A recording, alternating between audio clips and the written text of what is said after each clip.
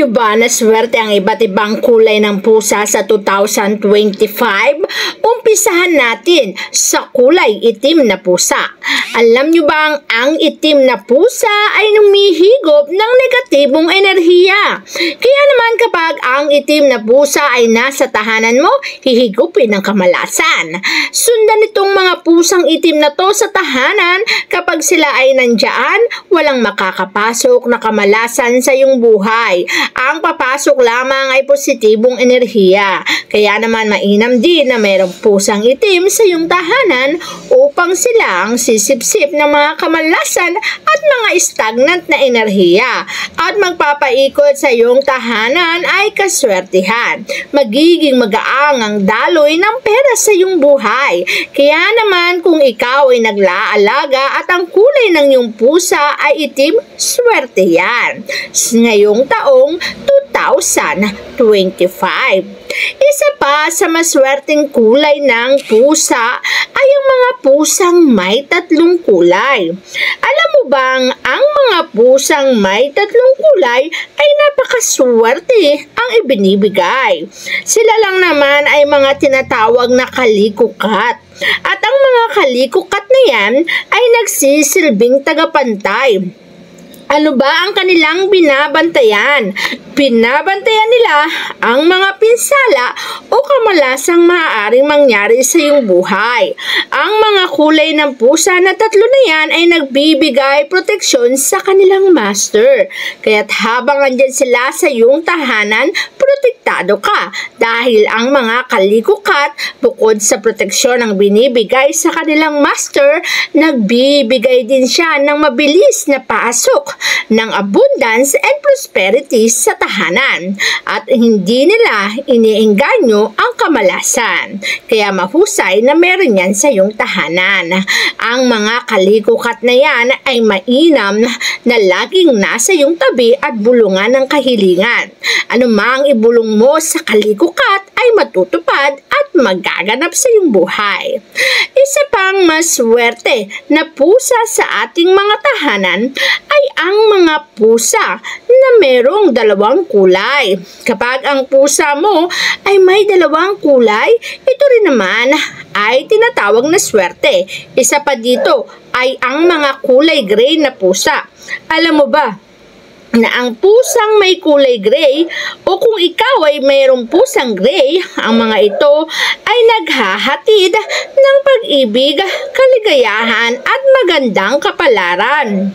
Binabalanse niya ang emosyonal at sexual na aspeto ng iyong buhay. Kaya naman kung masyado kang emosyonal kapag meron kang gray na pusa, hihigupin niya ang iyong mga masamang pakiramdam. Sila rin ang magsisilbing lakas sa iyong buhay.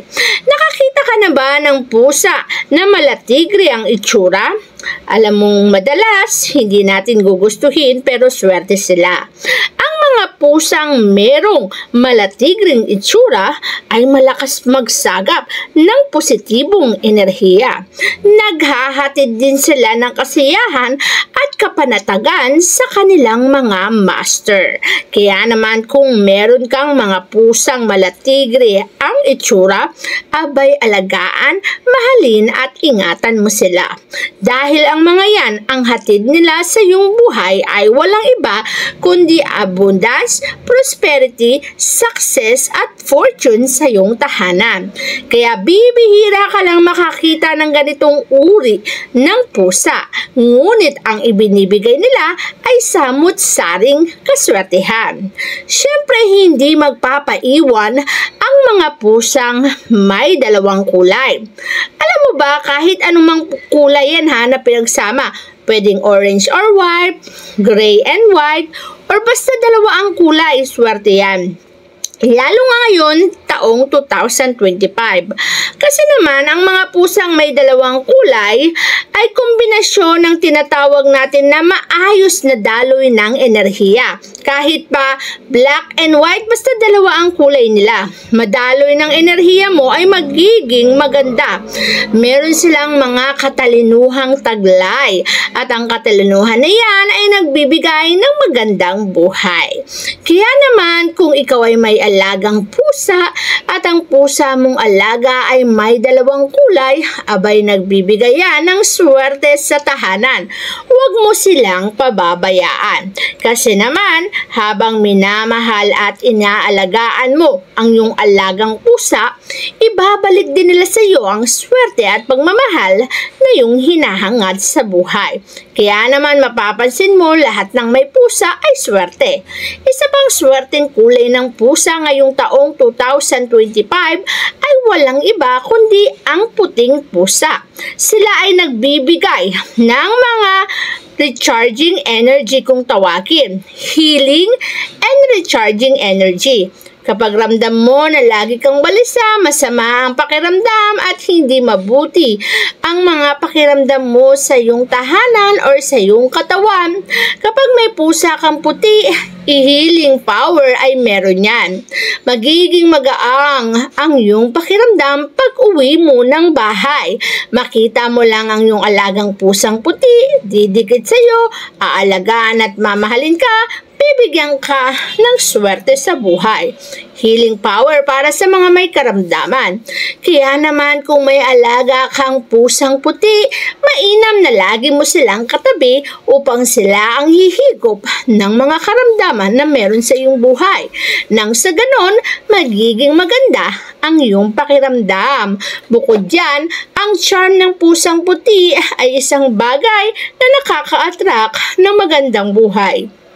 Pansinin mo kung palagi silang dumidikit sa kanilang master. Nararamdaman nila ang magandang buhay ay andyan na at paparating sa iyong buhay. Kaya tignan mo mabuti kung ang alaga mong puting pusa ay laging nasa iyong tabi. Isa lamang ang ibig sabihin niyan. Alam nila na ang kanilang master ay siswertihin sa buhay. Kaya swerte ang puting pusa. Hindi rin magpapahuli ang mga orange na pusa.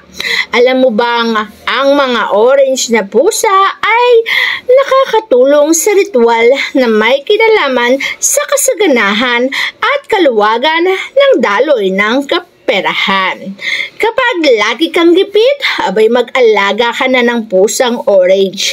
Magiging magaang ang daloy ng pera sa iyong buhay. Magtabi ng pusang orange kapag may ginagawa kang mga negosyo o kahit ano na magpapasok ng kaperahan. At bulungan mo lamang ang mga yan. Anumang bagay na ibubulong mo sa alaga mong pusa, lalo na kung kulay orange yan, ay matutupad at mangyayari sa iyong buhay. Kaya naman ang taong 2025 ay maging siksikliglig at nag-uumapaw ang ibibigay nitong swerte sa iyong buhay dahil na rin nag-aalaga ka ng maswerteng pusa.